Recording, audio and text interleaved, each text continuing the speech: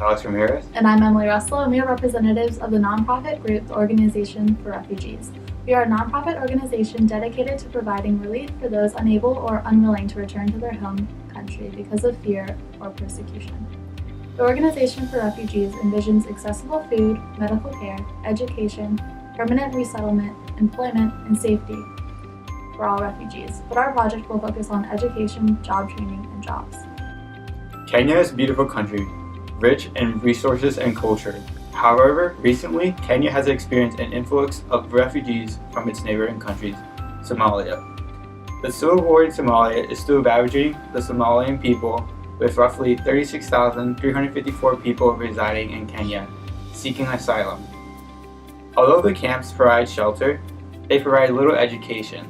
In 2015, just 13% of the camp adolescents went to secondary school. These camps are becoming extremely dangerous. According to a study in 2011 from UNHCR and the Danish Refugee Council, found evidence of increasing violence, rape, and petty crimes. According to reports, the security force sent to protect refugees did little help and have been caught attacking residents and looting homes. As the conditions of camps deteriorate, we as an organization hope to help improve these conditions by providing assistance in education, jobs, and job training. We will be working directly with the Hagadera, one of the 4 Dadaab refugee camps, which was established in 1991, with a projected budget of $1 million. In 2015, just 13% of the camp's adolescents went to secondary school.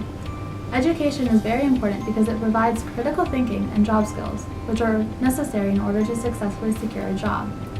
Our organization is determined to give more adolescent refugees a better education and increase the enrollment rate in secondary schools by 75% by 2023.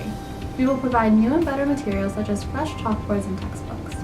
Although the cost of textbooks might be a problem, we plan to mitigate this by using donated textbooks, as well as plan to teach math and English language literacy, which will help increase the skills necessary for these people to obtain a job. Our organization aims to provide job training so refugees can get back on their feet, becoming more self-sustainable. The job skills we aim to teach include public speaking, reading, writing, and teamwork. Our starting goal is to have 10% of the Hagadera camp population receive job training and skills. Although language barriers may be an issue, we plan to have translation dictionaries and translators handy, so if communication issues arise, we will be prepared. Our success is reflected when individuals become less reliant on the translation dictionaries and translators, and are literate. Our last goal is to provide job experience within the camp, which will in turn provide experience in the workforce. These jobs include educators, daycare providers, and service workers. We aim to have 10% of the Hagadera camp population in the camp workforce. But you may be wondering, what if the refugees become too reliant on our assistance? This will not be a concern because for our project we will integrate the refugees into our volunteer positions so that they become their own workers and gain valuable experience.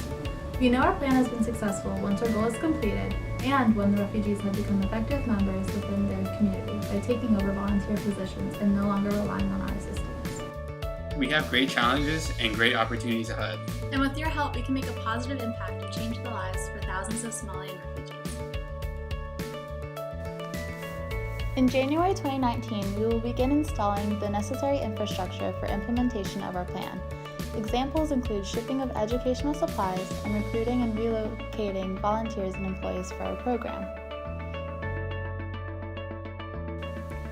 By the end of the first 3 months, we will begin implementing all of our objectives in small pilot groups. These groups will consist of around 10 residents. After 3 months of our pilot program, we will analyze data gathered from these groups and make any necessary improvements. At this time, we will also begin gradually increasing the group size for participants. Going into our second year of January 2020, we will continue to make any necessary corrections and continue to increase the number of participants.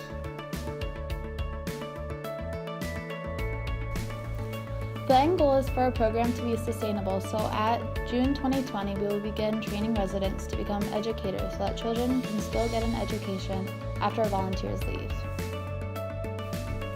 By now, enough residents will be trained to allow a full transition from volunteers to residents to begin. As our third year begins, we expect to have 50% of eligible residents trained with job skills and 30% will be employed. By January 2023, our education program will have expanded to the point that at least 75% of students aged from 5 to 17 will be receiving an education.